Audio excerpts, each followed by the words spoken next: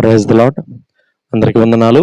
మన ప్రాతకాల ప్రార్థన ప్రారంభించుకుందాం. ప్రియులారా, ప్రార్థన చేసుకుందాం. పూజ్యనీయుడా, పరిశుద్ధుడా, మహాగణుడా, మహోన్నతుడా యేసయ్య, మీకే స్తుతులు స్తోత్రాలు వందనాలు చెల్లించుకుంటున్నాను నాయన. దేవా మా తండ్రి, మీ ఆత్మాభిషేకంతో మమ్మల్ని నింపమని ప్రార్థన చేస్తున్నాం. దేవా, మీ ముఖ దర్శనాన్ని మేము చేసుకుంటూ ఉండగా దేవా మరి తండ్రి ప్రభువా, మీలో ఉండేటువంటి గొప్ప శక్తి, దైవికమైనటువంటి లక్షణాలు దేవా ప్రభువా మరి తండ్రి నాయన మాలోనికి దేవా రావడానికి సహాయం చేయమని ప్రార్థన చేస్తున్నాం. మీకు స్తోత్రాలు.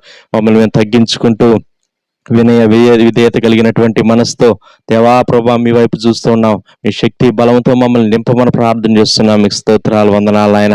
ఈ నూతనమైన మాసంలో కూడా నాయన మీ వాక్కులు వాగ్దానాలు ప్రభా మా పక్షంగా, మా కుటుంబీకుల పక్షంగా మీరే నెరవేర్చి మీ నామానికి మహిమ తెచ్చుకోమని ప్రార్థన చేస్తున్నాం. మీకు స్తోత్రాలు వందనాలు నాయన. దేవా కృప చూపించండి. అలాగూ దేవా మీ వాక్యాన్ని వినే సమయం అంతటిని మా కొరకు దీవించమని ప్రార్థన చేస్తున్నాం. సమస్త విషయాల్లో సహాయం చేయమని దేవా ముందున్న సమయం అంతటిని మీకే అప్పచెప్తూ దేవా మరి తండ్రి నాయన యేసుక్రీస్తు వారి అతి పరిశుద్ధమైన నామంలో స్తుతించి ప్రార్థన చేసి అడిగి వేడుకుంటున్నాం పరలోకపు తండ్రి. Amen, amen. ప్రకారంగా 91వ కీర్తన చదువుకుందాం. ప్రియులారా, మహోన్నతిని చాటున నివసించువాడే సర్వశక్తి నీడను విశ్రమించువాడు. ఆయనే నాకు ఆశ్రయము, నా కోట, నేను నమ్ముకును నా దేవుడని నేను యెహోవాని గూర్చి చెప్పుచున్నాను.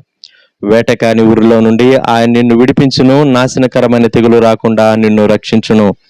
ఆయన తన రెక్కలతో నిన్ను కప్పును, ఆయన రెక్కల క్రింద నీకు ఆశ్రయం కలుగును. ఆయన సత్యము కేడెమును డాలునై ఉన్నది.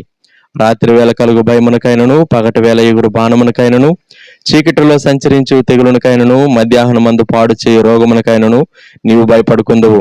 నీ ప్రక్కన 1000 మంది పడినను, నీ కుడి పక్కన 10,000 మంది కూలినను అపాయం నీ యొద్దకు రాదు. నీవు కన్నులారా చూచుచుండగా భక్తిహీనులకు ప్రతిఫలం కలుగును. యెహోవా నీవే నా ఆశ్రయము అని నీవు మహోన్నతుడైన దేవుని నీకు నివాసస్థలముగా చేసుకుని ఉన్నావు. నీకు అపాయమేమీ రాదు, ఏ తెగులును నీ గుడారము సమీపించదు. నీ మార్గములన్నిటిలో నిన్ను కాపాడుటకు ఆయన నిన్ను గూర్చి తన దూతలకు ఆజ్ఞాపించును. నీ పాదములకు రాయి తగలకుండా వారు నిన్ను తమ చేతుల మీద ఎత్తిపట్టుకుందురు. నీవు సింహములను, నాగుపాములను త్రొక్కెదవు, కొదమ సింహములను, భుజంగములను అనగద్రొక్కెదవు. అతడు నన్ను ప్రేమించున్నాడు గనుక నేను అతని తప్పించెదను. అతడు నా నామము ఎరిగిన వాడు గనుక నేను అతని ఘనపరచెదను.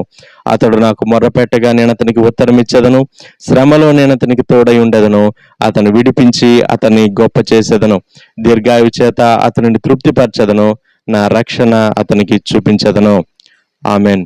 సమయంలో దేవుని వాక్యం విందాం. ప్రియులారా, హబక్కూకు 3వ అధ్యాయం 1-3 వచనాలు. ప్రవక్తయగు హబక్కూకు చేసిన ప్రార్థన.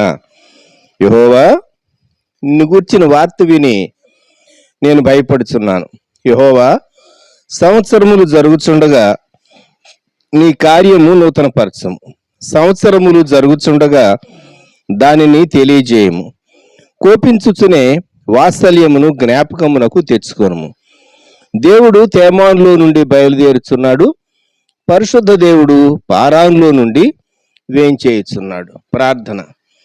ప్రియ ప్రభా, మీకు స్తోత్రం. ఈ సమయాన్ని మా కొరకు ఆశీర్వదించి దీవించి ఈ ధ్యాన సమయాన్ని ప్రభా మా ఆత్మలకు, శరీరములకు, కుటుంబములకు క్షేమకరంగా ఉండినట్లు మీ వాక్యమును మా కొరకు ఆశీర్వదించవలసిందిగా యేసయ్య నామములో ప్రార్థిస్తున్నాం తండ్రి. ఆమెన్.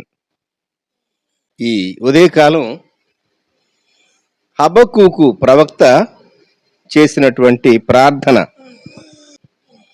హబక్కూకు దేవుని ప్రశ్నించాడని 1వ అధ్యాయంలో తాను 1వ అధ్యాయం 2వ వచనంలో యెహోవా, నేను మొరపెట్టినను నీవెన్నాళ్ళు ఆలకింపకుందువు అని ప్రశ్నతో ప్రారంభమై 1వ అధ్యాయం చివరిలో వాడు ఎల్లప్పుడూ తన వలలో నుండి దిమ్మరించుచుండవలన, ఎప్పటికీ మానకుండా వాడు జనములను హతము చేయుచుండవలన అని వేసినటువంటి ప్రశ్న.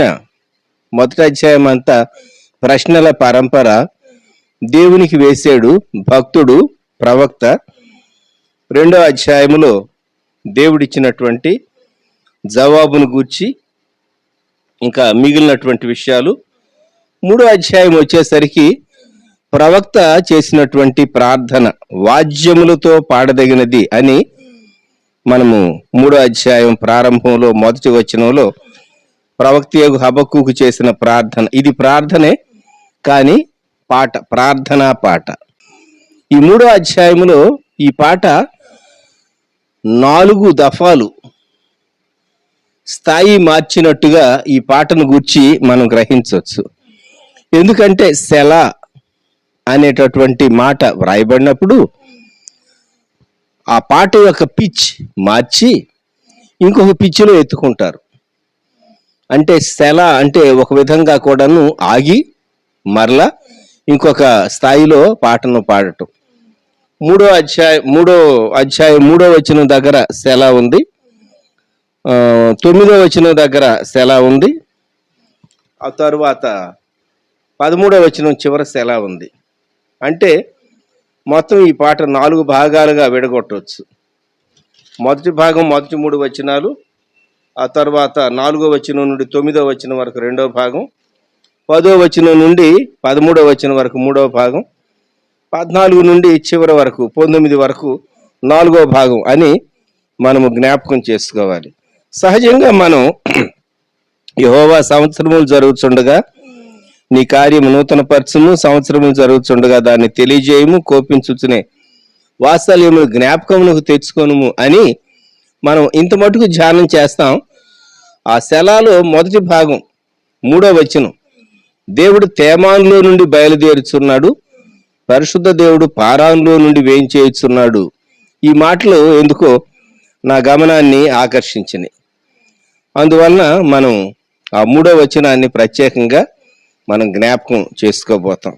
ప్రవక్త చేసినటువంటి ప్రార్థనలో కోపించుచునే వాత్సల్యమును జ్ఞాపకమునకు తెచ్చుకొనుము. కోపం చూపించటం, ప్రేమ చూపించటం 2 పరస్పరము భిన్నమైనటువంటి అంశాలు. అయితే ప్రవక్త చేసినటువంటి ప్రార్థనలో కోపించుచునే వాత్సల్యమును జ్ఞాపకమునకు తెచ్చుకొనుము అన్నాడు. ఆ 3వ వచనం హబక్కూకు 3:3, దేవుడు తేమానులో నుండి బయలుదేరుచు ఉన్నాడు. ఈ తేమాను అనేది ఎక్కడ ఉన్నది?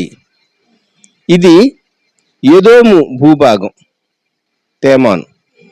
మనము ఇర్మియా గ్రంథంలోనికి వెళితే ఇర్మియా గ్రంథం 49వ అధ్యాయం 7వ వచనం, ఇర్మియా 49:7, సైన్యములకు అధిపతియగు యెహోవా ఎదోమును గూర్చి ఇలాగూ సెలవిచ్చుచున్నాడు, తేమానులో జ్ఞానమిక ఏమియూ లేదా, వివేకులకు ఇక ఆలోచన లేకపోయినా వారి జ్ఞానము వ్యర్థమాయనా. తేమానులో జ్ఞానం లేకుండా పోయిందా అని. ఎందుకు దేవుడు ఈ మాట అన్నాడో మనం ఇంకా కొంచెం ముందుకు వెళ్ళి ఆలోచిస్తే, ఈ తేమాను, ఈ భూభాగం దేవుని ప్రజలు ఇశ్రాయేలీలు నివసించినటువంటి ప్రాంతాలకు కొంత సమీపంగా ఉన్నటువంటి ప్రాంతమే. పెట్రా అనేటటువంటి స్థలానికి ఇది 5 మైళ్ళ దూరంలో ఉన్నది. ఇది సేయీరు పర్వతానికి, పారాను పర్వతానికి దగ్గరగా ఉన్నటువంటి స్థలము అని మనము గ్రహించవచ్చు. ద్వితీయోపదేశకాండ గ్రంథం 33వ అధ్యాయం 2వ వచనం మోషే చెప్తూ ఉన్నాడు, యెహోవా సీనాయి నుండి వచ్చెను, సేయీరులో నుండి వారికి ఉదయించెను, ఆయన పారాను కొండ నుండి ప్రకాశించెను.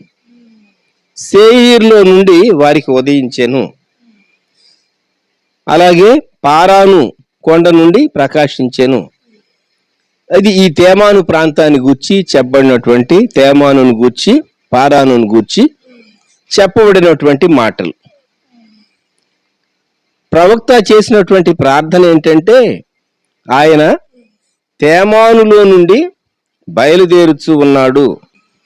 అలాగే పారానులో నుండి వేయించేయచ్చు ఉన్నాడు. అది ఈ ఉదయకాలం మనం జ్ఞాపకం చేసుకునేటటువంటి మాట. ఈ తేమానులో ఉన్నటువంటి వారికి దేవుని ధర్మశాస్త్రాన్ని గుర్చినటువంటి గ్రహింపు ఉన్నది. ఇది మనం గుర్తుంచుకోవాల్సింది. ఎందును బట్టి? ఇశ్రాయేలీయులను బట్టి వీరికి ఆ గ్రహింపు, ఆ జ్ఞానం వారికి వచ్చింది. ధర్మశాస్త్రం ఏంటో తనకు తెలుసు, తనకు తెలుసు. ఇంకా చెప్పాలంటే యోబు గ్రంథంలోనికి వచ్చినప్పుడు మనము యోబు గ్రంథం 4వ అధ్యాయం 1వ వచనం, దానికి తేమానీయుడైన ఎలీఫజు ఇలాగూ ప్రత్యుత్తరం ఇచ్చాను. ఎలీఫజు యోబు యొక్క 3 స్నేహితుల్లో ఒకరు. 2వ అధ్యాయం 11వ వచనం, తేమానీయుడైన ఎలీఫజు, షూహీయుడైన బిల్దదు, నయమాతీయుడైన జోఫరు అను యోబు 3 స్నేహితులు. ఇతడు తేమానీయుడు ఎలీఫజ్. ఎలీఫజ్ చాలా విషయాలు మాట్లాడాడు. ఎలాగూ ఇంత జ్ఞానం వచ్చింది అని అంటే, ఇశ్రాయేలీలు ఆ ప్రాంతాల్లో నివసించినటువంటి కాలంలో ఎదోమీయులకు, ఏశావు వంశస్థులకు, తేమాను నివాసులకు, ఆ తరువాతి తరాల్లో ఆ కాలాల్లో ఉన్నటువంటి వారికి దేవుని వాక్యాన్ని గుర్చిన, ధర్మశాస్త్రాన్ని గుర్చినటువంటి గ్రహింపు వారికి కొంత మటుకు వచ్చింది. కంప్లీట్గా కాకుండా కొన్ని విషయాలు వారు గ్రహించగలిగారు. కొంత జ్ఞానం వారికి వచ్చింది, నాలెడ్జ్ వారికి వచ్చింది. మాకు కూడా తెలుసు. ఒకవేళ ఈ దినాల్లో లోకస్తులు అంటూ ఉండొచ్చు, ఏంటి మీ యేసుప్రభు వస్తాడటనా, త్వరగా రెండోసారి వస్తాడటనా, యేసుప్రభు వస్తాడటనా, అందుకేనా ఇవి జరుగుతున్నాయి, మాకు కూడా మా కాలజ్ఞానులు చెప్పినటువంటివి నెరవేరుతూ ఉన్నాయి అని కొందరు మీతో అంటూ ఉండవచ్చు. సుమా, గ్రహింపు, జ్ఞానం ఏమి సంభవిస్తుంది, లేకుంటే వాక్యం ఏం చెప్తుంది, ధర్మశాస్త్రం ఏం చెప్తుంది, ఏది మంచిది, ఏది శ్రేష్టమైంది అనేటటువంటి విషయాలను గుర్చినటువంటి జ్ఞానం. ఓబద్యా గ్రంథంలోనికి వస్తే, ఓబద్యా ఎదోమీయుల పైన ఒక నేరం మోపాడు. ఏమని అన్నాడంటే, ఈ 3వ వచనం, అత్యున్నతమైన పర్వతముల మీద ఆసీనుడివై ఉండి కొండ సందులలో నివసించువాడా, నన్ను క్రిందికి పడద్రోయగలవాడెవడని అనుకునివాడా, నీ హృదయపు గర్వము చేత నీవు మోసపోతివి. ఏదో వారికి గ్రహింపు, జ్ఞానము లేక విషయ పరిజ్ఞానం వారు కలిగి ఉన్నారు, కానీ వారు గర్వించారు. బహుశా వారి నివాసాన్ని బట్టి అత్యున్నతమైన పర్వతముల మీద ఆసీనుడు అయి ఉండి కొండ సందులలో నివసించువాడా. హైదరాబాద్ మహానగరంలో బంజారా హిల్స్ చాలా పేరెనిక కలిగినటువంటి ప్రాంతం. ఎవరైనా మీతో మేము బంజారా హిల్స్లో ఉంటూ ఉన్నాం, లేక పలాని జూబ్లీ హిల్స్లో ఉంటూ ఉన్నాం, లేకుంటే పలాని హిల్స్లో ఉంటూ ఉన్నాం అని ఎవరైనా మీతో చెప్పారంటే అది ఎత్తైనటువంటి స్థలమని, ఒకటి అది కొంత ఘనత వహించినటువంటి వారు నివసించేటటువంటి ప్రాంతాలని మనం గ్రహించవలసి వస్తుంది.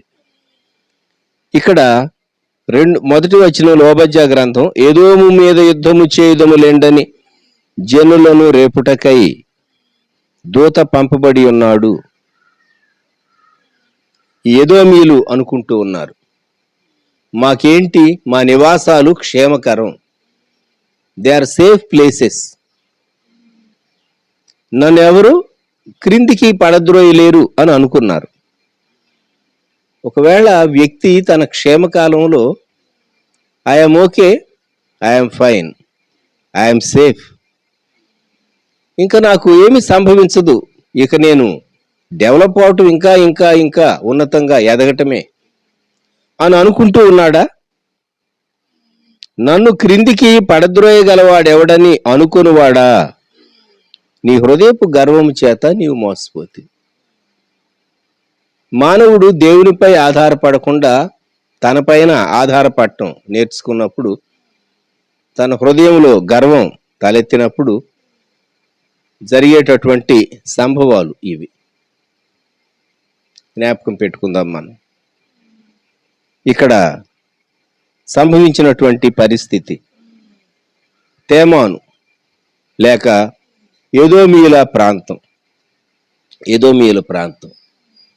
ఎదోమీయుల యొక్క పాపం. తేమానులో నుండి దేవుడు బయలుదేరుతూ ఉన్నాడు అని ప్రవక్త ఎందుకు వ్రాయవలసి వచ్చింది? గర్విష్ఠులను ఆయన అణగద్రొక్కుతూ ఉన్నాడు. యూరప్ చాలా మరి అతిశయించిందా యూరప్ ఖండం? యూరోపియన్ యూనియన్ EU, యూరప్ ఖండం అతిశయించి చాలా నాగరికత కలిగిన, పురాతనమైనటువంటి నాగరికత కలిగినటువంటి ఖండంగా ఆయా దేశాలు కలిసి సమిష్టిగా ఎన్నో విషయాలు వారు సాధించిన వారుగాను, ఇంకా సాధించడానికి వారు నిర్ణయించుకున్నటువంటి వారుగాను, చాలా ఘనత కలిగినటువంటి వారుగాను ఉన్నందువలన మరి ఈ యూరప్ మీదికి ఈ COVID-19 కాలంలో శ్రమ అధికంగా వచ్చిందా? దేవుడు తేమానులో నుండి బయలుదేరుచూ ఉన్నాడు. ఇంకొక మాట, పరిశుద్ధ దేవుడు పారానులో నుండి వేయించేయుచున్నాడు. పారాను గూర్చి దేవుని గ్రంథంలో మనము ఈ ఉదయకాలం జ్ఞాపకం చేసుకుందాం. పారాను అనేటటువంటి పేరుకు మహిమ పరచుట లేక సౌందర్యముగా ఉండునట్లు తీర్చిదిద్దుట లేక ఘనపరచుట అనేటటువంటి అర్థాలు ఉన్నాయి. గ్లోరిఫై, బ్యూటిఫై, ఎడోన్ అనేటటువంటి అర్థాలు ఉన్నాయి. ఈ పారాను అరణ్యంలో బైబిలు పండితుల యొక్క లెక్క ప్రకారం ఇశ్రాయేలీయులు ఇంచుమించు వారి యాత్రలో తిరిగిందంతా ఈ ప్రాంతమే. 38 సంవత్సరాల నుండి 40లో పారాను అరణ్యంలోనే వారు తిరుగుతూ వచ్చారు. దేవుడు వారికి చాలా నేర్పిస్తూ వచ్చాడు. పారాను అరణ్యంలో వారికి ధర్మశాస్త్రం అనుగ్రహించబడినటువంటి ప్రాంతాలు అవి. దేవుడు అనేక విషయాలు వారికి నేర్పిస్తూ వచ్చాడు. ధర్మశాస్త్రము, నిబంధనలు వారు నేర్చుకుంటూ వచ్చారు. నిబంధన, లా, ప్రోటోకాల్ చాలా ప్రాముఖ్యమైంది. ఇక్కడ పారాను అరణ్యంలోనే దేవుడు తన ప్రజలకు ఈ ధర్మశాస్త్రాన్ని గూర్చినటువంటి సూచనలన్నీ ఇస్తూ వచ్చాడు. ఆ సీనాయి కొండ ఆ దగ్గరలో ఆ ప్రాంతాల్లో ఉన్నదే పారాను గూర్చి ఇంకొక మాట ఆదికాండ గ్రంథం 21వ అధ్యాయం 21వ వచనంలో, ఆదికాండ గ్రంథం 21 ఒక ఆయన పెళ్లి అయింది పారాన్లో ఉన్నప్పుడు. అతడు పారాను అరణ్యములో ఉన్నప్పుడు అతని తల్లి ఐగుప్తు దేశం నుండి ఒక స్త్రీని తెచ్చి అతనికి పెండ్లి చేసెను. ఎవరు అంటే హాగరు తన కుమారునికి పెండ్లి చేసింది.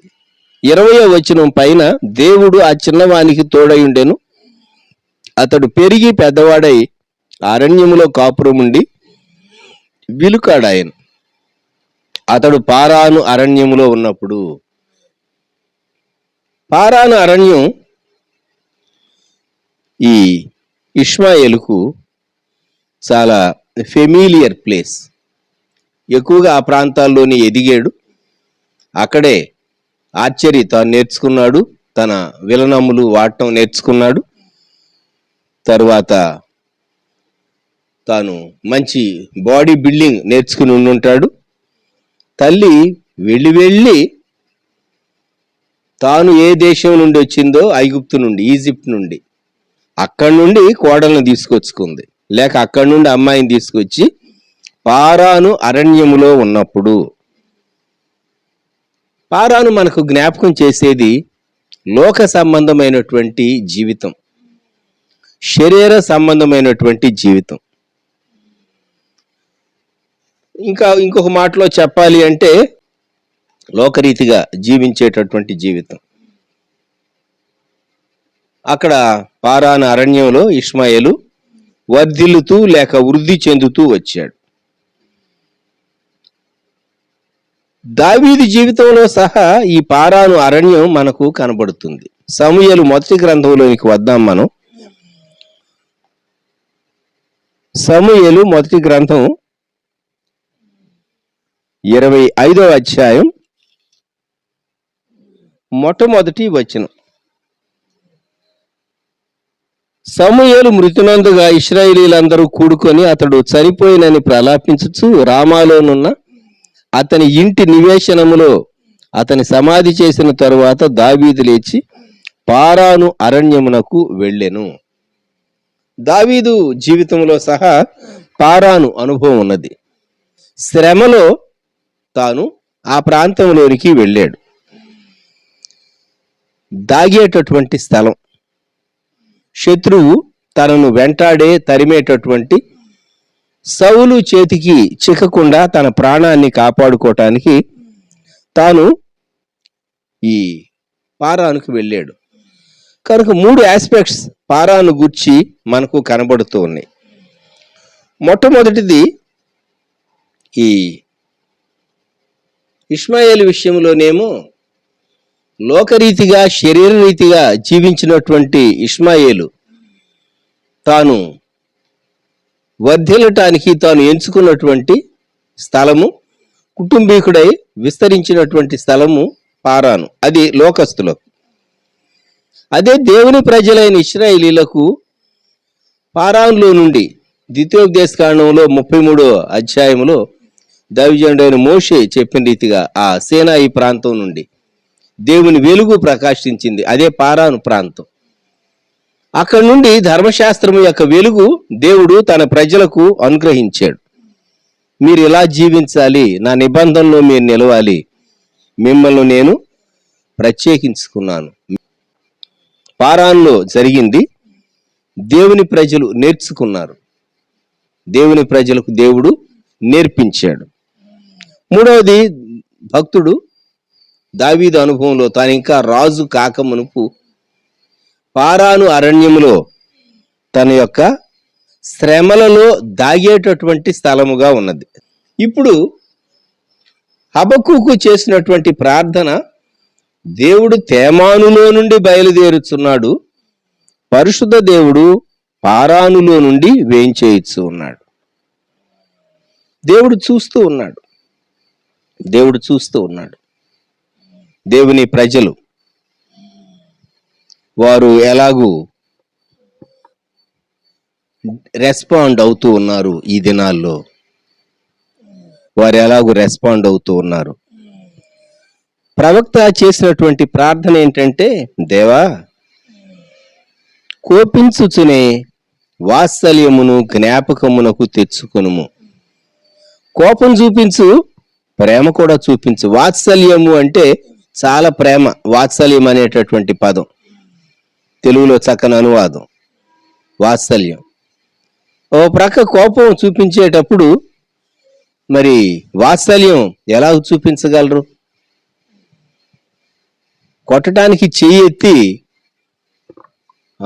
చెయ్యి తీరా ఏ శరీర భాగం పైన తాకవలసి ఉన్నదో అప్పుడు చాలా జెంటిల్గా టచ్ అయితే ఎలా ఉంటుందో అది కోపించునే వాత్సల్యాన్ని చూపించడం. వాస్తవంగా ఆ దెబ్బ అంతా ఉంటే ఆ వ్యక్తి ఎక్కువ సఫర్ కావాల్సి వస్తుంది. మనం ఈ దినం సజీవులుగా ఉన్నాం. దేవుని మహాకృప, మహాకృప. మన యొక్క అజ్ఞానం అందామా, అవిధేయత అందామా, లేక ఏమని చెప్పుకోవాలో దేవుని పేరు పెట్టుకున్నటువంటి దేవుని ప్రజలు, దేవుడు మనకు అనుగ్రహించినటువంటి క్షేమకాలము, పీస్ఫుల్ టైం యొక్క విలువ మనకు తెలియలేదు. తల్లిదండ్రులు ఉన్నారు అనుకోండి, తల్లిదండ్రులుగా ఉన్నటువంటి వారు పిల్లలు గుర్చినటువంటి విషయాల్లో వారు నెరవేర్చవలసినటువంటి కొన్ని బాధ్యతలు. ఇల్లు కట్టించాలనుకున్నారు, లేట్ అయిపోయింది, ఇప్పుడు కట్టించడం చాలా టఫ్గా ఉంది. వివాహాలు చేయటం, లేక బిడ్డలు గుర్చినటువంటి కొన్ని విషయాలు వారి కొరకు చేయవలసినవి ఏవి ఉద్దేశించారో అనేకం వాయిదా వేసుకున్నారు అనేకులు. కారణం ఏంటి? దేవుడు నెమ్మది కాలాలు అనుగ్రహించాడు, పీస్ఫుల్ టైమ్స్. దేవుడు నెమ్మది కాలాలు అనుగ్రహించాడు, కానీ ఆ నెమ్మది కాలం యొక్క విలువ పెద్దవారికి అర్థం కాలేదు, కుటుంబంలో బాధ్యత వహించే వారికి అర్థం కాలేదు. ఒకవేళ మనం ఊహించినటువంటి పరిస్థితులు సంభవిస్తే యేసుప్రభు వస్తాడు, రెండో మారు వస్తాడు, ర్యాప్చర్ జరుగుతుంది అనేది మనకు తెలిసిన విషయమే, బోధకులు చెప్తూ ఉన్నటువంటి విషయమే. కానీ నిజంగా ఒకవేళ రాకడ ఇంకా సమీపంగా ఉంటే పరిస్థితులు ఎలాగూ మారతాయి, మనం ఏ పరిస్థితిలో నుంచి వెళ్ళవలసి వస్తుంది అని నెమ్మది కాలాల్లో పీస్ఫుల్ టైమ్స్లో ఉన్నటువంటి పేరెంట్స్గా బాధ్యత వహించేవారుగా ఉన్నవారు కొంచెం ముందుగా ఆలోచించి ఉంటే బహుశమకాలంలో వారి సమస్యలు కొంత తగ్గి ఉండేవి అని నేను అనుకుంటూ ఉన్నాను. మనము నెమ్మది కాలముల యొక్క విలువ గ్రహించలేదు. we fail to understand the value of peaceful times. మనము అనేక విషయాలు మనము వాటిని చూడవచ్చు తరువాత అన్నట్టు వాటిని ప్రక్కన పెట్టి వేసాం, లేక డ్రాగ్ చేసాం అని ఒప్పుకోవాల్సి వస్తుందేమో. తర్వాత రెండవది, దేవుడు మనకు అనుగ్రహించినటువంటి క్షేమకాలంలో, నెమ్మది కాలంలో రక్షణ సువార్తను, రాకడ సువార్తను మనం కన్వే చేయటంలో మనము చేయవలసినంతగా చేసామా అనేది ఒక ప్రశ్న. వినేటటువంటి ప్రతివారం మనము ఈ ప్రశ్న వేసుకోవాలి. నేను ఎంతమందికి నా సాక్ష్యాన్ని చెప్పాను? నేను ఎంతమందిని సాక్ష్యం చెప్పడం మాత్రమే కాదు, రాకడ కొరకు మీరు సిద్ధపడవలసి ఉంటుంది, ప్రభు రాకడ కొరకు అని ఎంతమందికి హెచ్చరిక చేశాను? కొందరు సాక్ష్యం మాత్రం చెప్పి ఉండొచ్చు, రాకడ గురించి హెచ్చరిక చేసి ఉండకపోవచ్చు. కొందరు సాక్ష్యం కూడా చెప్పి ఉండకపోవచ్చు. కొందరు ఏమనుకుంటారంటే, మమ్మల్ని చూస్తూ ఉన్నారు కదా, మేము ఇంకా ప్రత్యేకంగా నోరు తెరిచి మా సాక్ష్యం చెప్పాలా? మిమ్మల్ని లోకం లేక బంధువులు, స్నేహితులు, తెలిసిన వారు, చుట్టుపక్కల వారు, మీరు పనిచేసే ఆఫీసుల్లో ఉన్నటువంటి వారు, మీ పొరుగున ఉన్నటువంటి వారు చూస్తూ ఉన్నారు అనేది ఒక విషయమే. కానీ వారు మిమ్మల్ని చూసి స్టడీ చేసి మీరు చెప్పకుండానే మీ నుండి గ్రహించేటంత సమయం మనుషులకు లేదు. అందుకే మనం చెప్పాలి, మాట్లాడాలి. మనం చెప్పిన తర్వాత చెప్పినటువంటి మనము అలాగూ దేవునికి లోబడి జీవిస్తూ ఉన్నామో లేదో లోకం అప్పుడు కంపేర్ చేసి మనల్ని స్టడీ చేయటం ప్రారంభిస్తారు. అందుకే మన జీవితం మనం చెప్పే మాటలకు అనుగుణంగా ఉండాలి. మనము ఖచ్చితంగా రక్షణ సువార్త చెప్పాలి, రాకడ సువార్త కూడా, రాకడ వర్తమానం కూడా మనం చెప్పాలి. యేసుక్రీస్తు ప్రభు త్వరగా రాబోతూ ఉన్నాడు.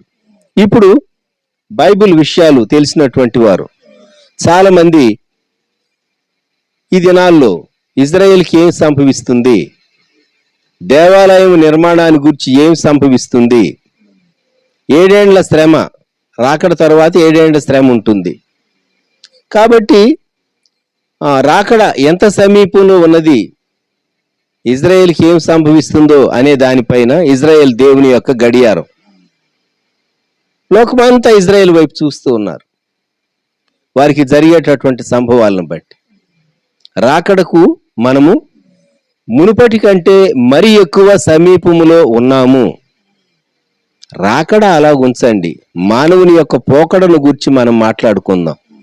మనం ఎరిగినటువంటి ఎంతో మంది వారు ఈ లోకాన్ని దాటి వెళ్ళిపోతూ ఉన్నారు. ప్రవక్తతో మనం కూడా కలిసి దేవునికి ప్రార్థన చేయాలి. దేవా, కోపించుచునే వాత్సల్యమును జ్ఞాపకమునకు తెచ్చుకో. ఎందుకు కోపం? 3 విషయాల్లో మనం తప్పిపోయాం అని అనిపిస్తుంది నాకు. మన సాక్ష్యం ఇతరులతో పంచుకోవటంలో, మనము దేవునికి స్తుతి చెల్లించట్లో, థ్యాంక్స్ గివింగ్, దేవునికి హృదయపూర్వకంగా స్తుతి చెల్లించడంలో కూడా మనం తప్పిపోయినటువంటి వారంగా ఉన్నాం. 3వది, సంఘంగా మనము దేవుని ఘనపరచుట్లో, దేవుడు మనకిచ్చినటువంటి అవకాశాలన్నింటినీ సంఘంగా చేరటంలో, వాడుకోవటంలో కూడా మనం తప్పిపోయినటువంటి వారంగా ఉన్నాం. ఒకసారి జ్ఞాపకం చేసుకుందామా? కార్యక్రమాలు ఉంటూ ఉంటేలే, దేవుడు కృపను బట్టి టీవీల్లో కానివ్వండి, నెట్లో కానివ్వండి, మనం మన సెల్ ఫోన్లో ప్రోగ్రామ్స్ అన్ని చూడగలుగుతున్నాం. ఏమో భవిష్యత్తులో దీనిపైన కూడా కొన్ని ఆంక్షలు రావచ్చు. ఒకప్పుడు ఇండియా దేశంలో ఫ్రీ ఛానల్స్ టీవీలో వచ్చేటటువంటివి మీకు తెలుసు. క్రిస్టియన్ ఛానల్స్ ఫ్రీగానే వచ్చేవి. అయితే తర్వాత ఏం జరిగింది? ఏ ఛానల్స్ కోరుకుంటే అవి మాత్రమే వారి టీవీలో రావాలి. ఫ్రీ ఛానల్స్ అయినా మాకు అక్కర్లేదు అనుకున్నవి ఆ ఛానల్లో రాకూడదు అటువంటి ఏర్పాటు క్రైస్తవ ఛానల్స్ ఇష్టం లేనటువంటి వారు మన ఛానల్స్ను, క్రిస్టియన్ ఛానల్స్ను వారు బైపాస్ చేయటానికి, లేకుంటే చూడకుండా ఉండటానికి ఒక చక్కని మార్గం ఎంచుకున్నారు. రూల్స్ ఎంతగా మారిపోయినాయి ఆలోచించండి. దేవుడు మనకు అనుగ్రహించినటువంటి సంఘంగా దేవుని వాక్యాన్ని నేర్చుకోవటానికి, ప్రార్థించటానికి, సహవాసంలో ఎదగటానికి దేవుడు ఇచ్చినటువంటి తరుణాన్ని మనం ఎంత చక్కగా వాడుకున్నాం. ఈ ఉదయకాలం మనం ప్రభు వైపు చూచి ప్రవక్తతో కూడా కలిసి మనం ప్రార్థన చేద్దాం. దేవా, నీవు తేమాన్లో నుండి బయలుదేరుతూ ఉన్నావు, పారాన్లో నుండి నీవు బయలుదేరుతూ ఉన్నావు. తేమాను, పారాను, ఎదోమీయుల యొక్క పాపాన్ని గూర్చి మనము జ్ఞాపకం చేసుకున్నాం. ఈ ప్రాతకాల సమయంలో దేవుడు మనకు అనుగ్రహించినటువంటి క్షేమకాలం అంతటిని, గతాన్ని జ్ఞాపకం చేసుకుని చాలినంతగా దేవునికి స్తుతి చెల్లిద్దామా? దేవుని సన్నిధానంలో మనము పశ్చాత్తాపడదామా? కోపించుచునే వాత్సల్యమును జ్ఞాపకమునకు తెచ్చుకొనుము అని భక్తుడు అంటూ ఉన్నాడు. ప్రభువా, నీ కార్యమును నూతనపరచుము మాలో అని ఒక చక్కని పాట ఉన్నది. ఆ పాటలో పాపము చేసి నీదు కోపము రేపితిమయ్యా అని ఒక వచనం ఆ పాటలో ఉంటూ ఉన్నది. అక్కడ విశ్వాసి చేసేటటువంటి ప్రార్థన, దేవా దేవా, నీవు నీ కార్యాన్ని మాలో నూతనపరచు. 449వ పాటలో, షారోను గీతాల్లో ఆ వచనం ఒకసారి పాడతాను, గమనించండి. మనము మన పూర్ణ హృదయంతో ఈ వచనం లేక ఈ వచనాలు పాడితే మంచిదేమో. 2వ వచనంలో, పాపము చేసి నీదు కోపము రేపితిమయ్యా, కోపించుచునే నీదు వాత్సల్యము చూపుమయ్య. పాపము చేసి నీదు కోపము రేపితిమయ్యా, కోపించుచునే నీదు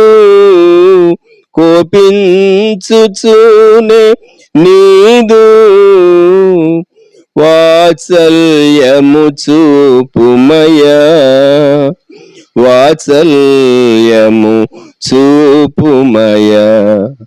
ప్రభువాని కార్యమును నూతన పరచుము మాలో,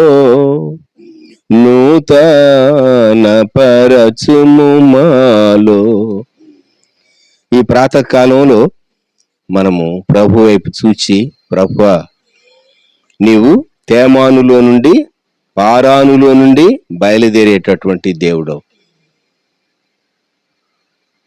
నీవు వాత్సల్యాన్ని జ్ఞాపకం చేసుకో.